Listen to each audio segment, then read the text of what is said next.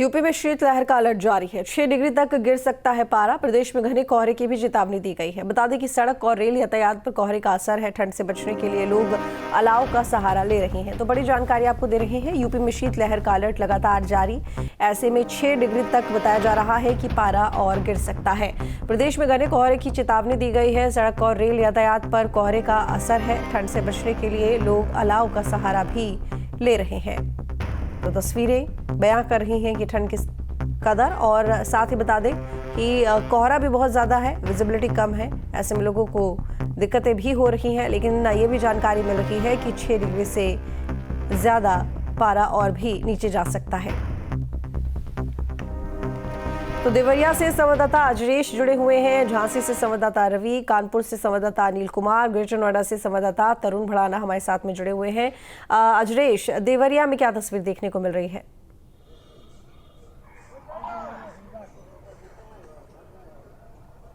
जी, मौसम का इस समय का गिरावट लगातार बढ़ता जा रहा है, जिसकी वजह से ठंड काफी बढ़ गई है, जिसके वजह से यहाँ मैं इस समय देवरिया के बस स्टॉप पे हूँ। देख सकते हैं मेरे पीछे जो रैन बसेरे बनाए गए हैं, रैन बसेरे के सामने लोग अलाव का सहारा लेके बैठे हुए हैं।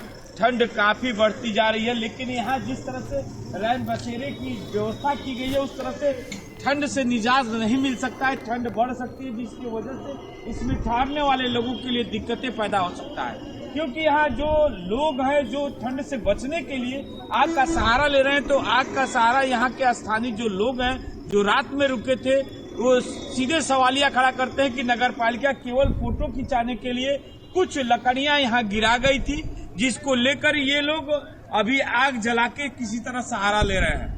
यहाँ के जो इंचार्ज बनाए गए, इंचार्ज का कहना है कि यहाँ समुचित जो व्यवस्था है वो दिया नहीं गया था, लेकिन हम उसी में अपनी व्यवस्था को लेकर काम कर रहे हैं। किस तरह की रैन बसेरे में व्यवस्था की गई है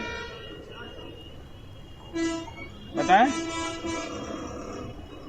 क्या व्यवस्था की गई है यहाँ पे? किस तरह दवाओं का और चीजों का क्या व्यवस्था है? बोलिए। कंबल उम्बल है, बताइए। कंबल है, हाँ। दवा यहाँ रखा गया है। और पानी की क्या व्यवस्था है? नंबर पानी की व्यवस्था है। जो यहाँ जो बैरिकेटिंग चारों तरफ से किया गया है, इसमें तो ऑलरेडी केवल टेंट का एक पतला कपड़ा लगाया गया है, जिसकी वजह से अंदर रहने वालों को ठंड लग सकती है। तो क्यों ऐसा व्यवस्था की गई है? इंचार्ज क्या व्यवस्था की है? जैसे ये बताने में असमर्थ दिख रहे हैं, क्योंकि यहाँ नगर पालिका के द्वारा यहाँ जो टेंट लगाए, वो टेंट काफी नुकसान हो सकता है। मैं अंदर दिखाना चाहता हूँ। इसके अंदर की जो व्यवस्था है रैन बसेरे के अंदर, ये लगातार ये कहीं न कहीं ठंड पैदा करने वाली है, और आने वाला जो जिस तरह से हवा चल रहा है, हवा के वजह से काफी दिक्कतों का सामना करना पड़ सकता है। जी बिल्कुल रवि, झांसी में किस तरह के इंतजाम जो है प्रशासन की तरफ से किए गए हैं ठंड को लेकर?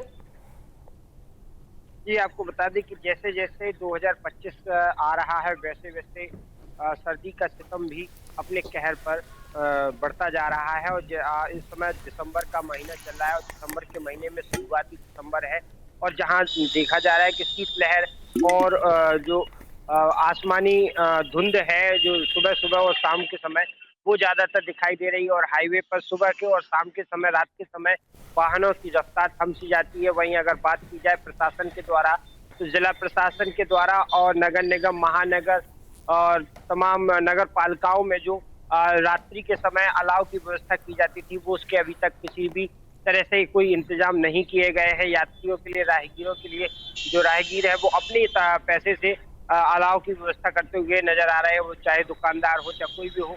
लेकिन अभी जो शुरुआत तौर पर नगर निगम और जिला प्रशासन और तहसील प्रशासन द्वारा अलाव की व्यवस्था की जाती थी, वो व्यवस्था कहीं भी दिखाई नहीं दे रही। वहीं रही बात रैन बसेरे की, तो झांसी नगर निगम द्वारा और जिला प्रशासन द्वारा टेम्परेरी रैन बसेरे की व्यवस्था बनाई जाती थी, ताकि जो रात्रि के समय लोग सड़क के किनारे रात गुजारते थे, उनको ठहरने के लिए, ताकि ठंड से और भूख से कोई बीमार ना हो, किसी की मौत ना हो, उसके लिए उत्तर प्रदेश के मुख्यमंत्री द्वारा कड़े निर्देश दिए गए हैं। उसको पालन कराने के लिए यहाँ पर धरातल पर अगर देखा जाए तो अभी तक कोई ऐसा काम नहीं हो रहा है। लेकिन जिस तरीके से जो सुबह और शाम की जो सर्दी दिखाई दे रही है वो लोगों के लिए धीरे धीरे मुसीबत बनती जा रही है। ठीक है, ग्रेटर नोएडा से हमारे साथ में तरुण भी जुड़े हुए हैं। तरुण, ग्रेटर नोएडा में किस तरह का मौसम देखने को मिल रहा है, तापमान की स्थिति क्या है और इसके साथ ही अलाव की जो व्यवस्था की जाती है उसके क्या हालात हैं? बिल्कुल, जो मौसम है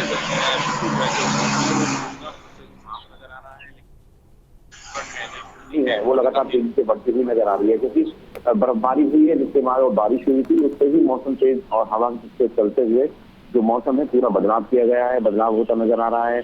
और जो स्कूली बच्चे हैं स्कूल जाते समय पूरे अपने स्वेटर और गर्म कपड़े पहनकर ही अब स्कूल निकलते नजर आ रहे हैं, क्योंकि मॉर्निंग वॉक की बात करें, बुजुर्ग और जो छोटे बच्चे या महिलाएं मॉर्निंग वॉक के लिए निकलते हैं तो वो पूरी तरीके से गर्म कपड़े यूज कर रहे हैं, गर्म कपड़े पहन रहे हैं। और अथॉरिटी और नगर पालिका की बात करें अलावा की, क्योंकि जिलाधिकारी ने सख्त आदेश दिए हैं और अलावा के प्रबंध किए गए हैं, रैन बसेरे बनाए गए हैं लगातार अलग अलग जिले में कई पॉइंटों पर रैन बसेरे, बस स्टैंड, परी चौक और दादरी लगातार अलग अलग रैन बसेरे और अलावा की व्यवस्था की गई है। बात करें लगातार जिस तरह बरसात हुई थी, अभी बरसात होने के बाद मौसम तो साफ हुआ है, कहीं ना कहीं जो सांसों पर संकट था वो कहीं ना कहीं साफ होता नजर आ रहा है, लेकिन अब जो सर्दी है वो कहीं ना कहीं बढ़ती हुई नजर आ रही है और लोगों के लिए सर्दी कहीं ना कहीं अब दिसंबर का लास्ट है और सर्दी कड़ाके की ठंड पड़नी शुरू होती नजर आएगी। ठीक है अनिल, कानपुर में किस तरह की तस्वीर देखने को मिल रही है, क्योंकि देखिए एक तो मौसम दिन ब दिन ठंडा होता जा रहा है, ये भी जानकारी मिल रही है कि अभी तापमान 6 डिग्री तक नीचे और गिर सकता है, जगह जगह पर फिलहाल कोहरा भी देखने को मिल रहा है। जी, उत्तर भारत में पहाड़ी इलाकों में जिस हिसाब से बारिश और बर्फबारी हो रही है उसका सीधा असर उत्तर भारत में देखने को मिल रहा है। आपको बता दें कि कानपुर में पिछले कई दिनों के अगर बात करें तो जो पारा है वो कम से कम 10 डिग्री सेल्सियस नीचे आया है। अगर दिन के तापमान की बात करें तो दिन का अधिकतम जो तापमान रहा है 24 डिग्री सेल्सियस रहा है और जो रात का तापमान है वो लगभग 10 डिग्री टेम्परेचर रहा है। तो जाहिर सी बात है कि पिछले दिनों की अपेक्षा अचानक से बिल्कुल, अभी कुछ दिनों पहले गर्मी पड़ रही थी लेकिन कुछ ही दिनों में जो अंतर देखने को मिला है उसकी वजह से कहीं ना कहीं मरीजों की भी संख्या में भारी इजाफा हुआ है, क्योंकि सर्दी, गर्मी और जुकाम के जैसे मरीजों की संख्या को लगातार इजाफा रहा है, क्योंकि हॉस्पिटलों में इसी वजह से काफी लंबी कतारें देखने को मिल रही है। वहीं जिस हिसाब से लगातार जो सर्दी बढ़ रही है उसकी वजह से जो वातावरण है उसमें भी कहीं ना कहीं ये धूल है, वो धूल के कण भी जो हवाओं के साथ बहने लगे हैं, जिसकी वजह से जो AQI है वो भी कहीं ना कहीं बहुत ज्यादा बढ़ गया है। कानपुर का जो AQI है लगभग 122 लिया गया है। लगातार जिस हिसाब से लगातार सर्दी बढ़ रही है और शीतलहर की वजह से जो स्कूल हैं, स्कूलों के टाइम भी बढ़ा दिए गए हैं और डीएम ने साफ दिशा निर्देश दे दिए हैं कि जो भी जगह है जहां पे लोगों का ज्यादा आना जाना रहता है वहां पे अलाव की व्यवस्था की जाए और जो रैन बसेरा है, चाहे रेलवे स्टेशन हो और चाहे बस स्टैंड हो, वहां पे बराबर व्यवस्था सुनिश्चित किया जाए। साथ ही लगातार जिस हिसाब से सर्दी बढ़ रही है उसकी वजह से जो ट्रेनें भी लेट हो रही है। कानपुर में पिछले दिनों की अपेक्षा कल लगभग 7 ट्रेनें लेट थी और आज भी कुछ ट्रेनें लेट बताई जा रही हैं। अब देखना ये होगा कि लगातार जिस हिसाब से सर्दी बढ़ रही है उसका कितना असर आम जनमानस को मिलता है। लेकिन जिस हिसाब से सूबे के मुखिया योगी आदित्यनाथ लगातार सर्दी को लेकर जगह जगह जा रहे हैं और रैन बसेराओं में निरीक्षण कर रहे हैं, तो कहीं ना कहीं सभी को दिशा निर्देश भी दिए हैं कि सर्दी की वजह से किसी को कोई भी समस्या ना हो और बराबर व्यवस्था की जाए, और चाहे खाने पीने की व्यवस्था हो, चाहे रैन बसेरों में रहने और रुकने की व्यवस्था हो, चाहे कंबल हो। साथ ही जिस हिसाब से सर्दी बढ़ रही है, कानपुर में जो भी गौशाला बनाए गए हैं वहां भी व्यवस्था सुनिश्चित कराने के लिए आदेश दिए गए हैं, क्योंकि जो गौशाला है, गौशाला में पिछले बार की बात करें तो कई गायों की सर्दी की वजह से मौत हुई थी, जिसकी वजह से जिला जो प्रशासन है अलर्ट हुआ था और इस बार भी इसी तरीके के दिशा निर्देश दिए। अब देखना होगा कि जो सूबे के मुखिया योगी आदित्यनाथ है उनकी जो बातें हैं, उनके जो दिशा निर्देश है उसका कितना पालन होता है। जी अजरेश, क्योंकि देखिए किसान काफी खुश नजर आ रहे हैं, एक तो बारिश हुई, ऊपर से मौसम दिन ब दिन ठंडा हो रहा है। कहा जाता है कि इस समय की जो फसल होती है उसके लिए ये जो बारिश होती है ये काफी लाभदायक होती है। किसानों का क्या कहना है बदलते हुए मौसम को लेकर?